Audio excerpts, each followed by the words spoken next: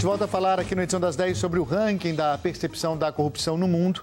O Brasil passou da colocação 72 para 69 nessa lista que foi feita pela Transparência Internacional. A organização fica em Berlim, onde está a nossa correspondente Cristiane Ramalho. Cristiane, quanto mais perto de 100, melhor, né? Como se fosse realmente uma nota. Então, sair de 72 para 69 não quer dizer que o Brasil melhorou de jeito nenhum, né?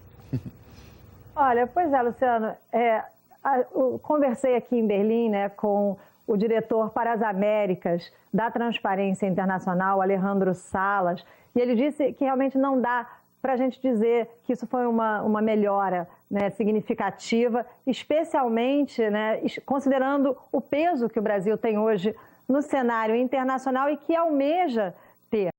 E Alejandro Salas, ele disse que se espera muito mais, né, uma melhora e um desempenho muito melhor ainda do Brasil. Agora, ele considera que essa pequena melhora, né, pode ter se dado em relação, né, em função do julgamento do mensalão e de novas medidas, né, que estão sendo adotadas para que o país possa ter mais transparência. Por exemplo, a lei da ficha limpa e a nova lei de acesso à informação. Agora, o relatório, ele cita indiretamente a Petrobras, fala numa grande companhia de petróleo envolvida no pagamento de propinas, mas Alejandro Salas diz que esse escândalo atual da Petrobras, por exemplo, só deve ter peso para valer no índice do ranking do ano que vem, né? Agora, a questão é saber se vai ajudar ou atrapalhar o desempenho do Brasil no próximo ano. Luciano. Entre os chamados BRICS, Cristiane, a China não teve desempenho também nada bom, né?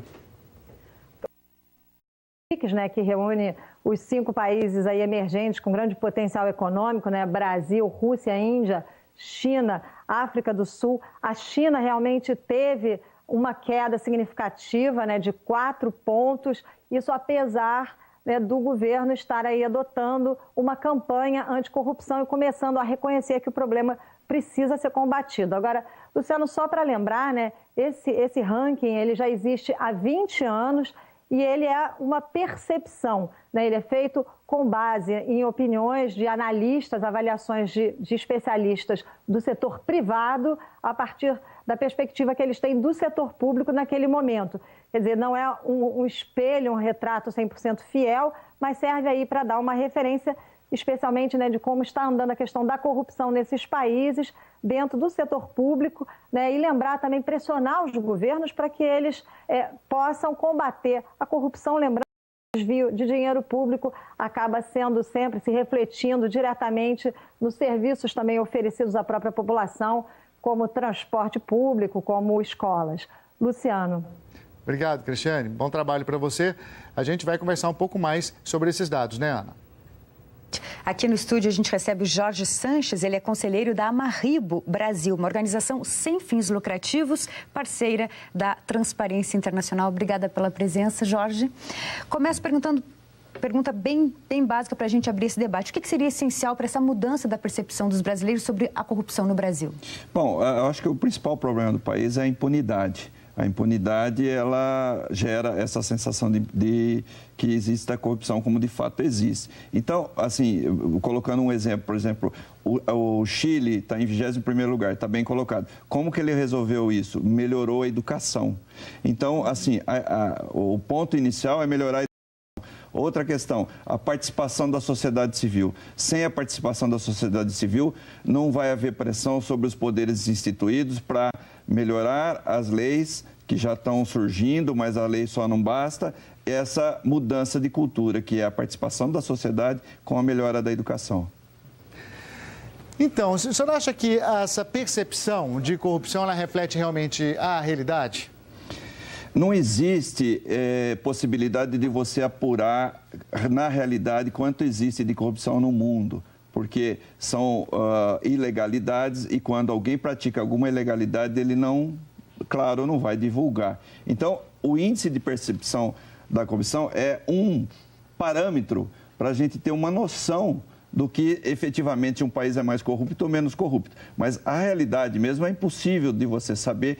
O que nós sabemos é que onde há governo, onde há perspectivas de possibilidades negociatas, existe a possibilidade do ser humano praticar corrupção. A corrupção ela existe no mundo todo, em todos os países, inclusive mais desenvolvidos, porque o ser humano está lá para fazer.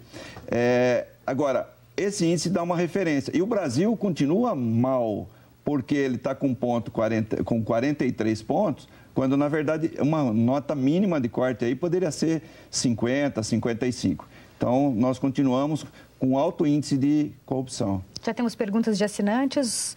Pergunta do Brenner, ele pergunta o seguinte: gostaria de saber qual é a influência da corrupção no processo de desenvolvimento? É a mais nefasta possível, porque a corrupção, ela empobrece as nações, ela desvia dinheiro da educação, ela desvia dinheiro da saúde, ela impede o desenvolvimento humano de uma sociedade. O Brasil não é mais desenvolvido também por conta desse alto índice de corrupção que nós temos. Então, ela, sob todos os aspectos, ela é nefasta. E mais do que isso, a corrupção, ela corrói a autoestima coletiva da sociedade a ponto das pessoas acharem que não tem o que fazer e não tem como mudar isso. Mas tem sim. Se a gente tivesse mais punição, mais rigor nas leis e mais aplicação preventiva dos controles de corrupção, com certeza a gente melhoraria esses índices. O William, ele te pergunta o seguinte: a corrupção está ligada aos altos preços hoje encontrados nos mercados brasileiros, seja nos setores imobiliário, alimentício, automobilístico, etc. Não tenha dúvida que sempre quem paga a conta é a sociedade, é o indivíduo. Então, se existe uma propina na prestação de um serviço ou na produção de um produto, essa propina com certeza será repassada aos preços. E com isso, com certeza, o consumidor será prejudicado porque ele pagará um preço maior do que deveria. O Clay pergunta o seguinte: por entendermos que a corrupção está nos outros, a percepção da corrupção não está relacionada diretamente à aceitação das pequenas corrupções diárias, do jeitinho brasileiro.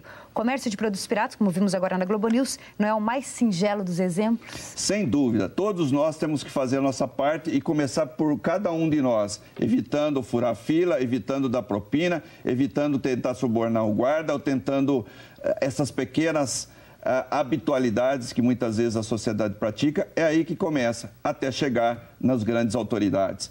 Outro aspecto, nós temos hoje muitas cargos em comissão. Então, esse é um outro aspecto que pode gerar corrupção. Por quê? Porque não se prioriza a capacidade técnica, mas sim a indicação política.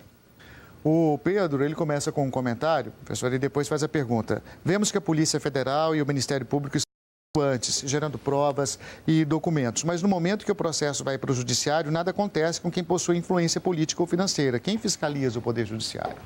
Então, essa função de fiscalização é do CNJ. Agora, no Poder Judiciário nós temos dois problemas sérios, que é a morosidade e a questão do excessivo número de recursos. Com isso, gera na sociedade a sensação de impunidade, que muitas vezes ocorre. Ou pela prescrição, nós temos alguns institutos que são ruins.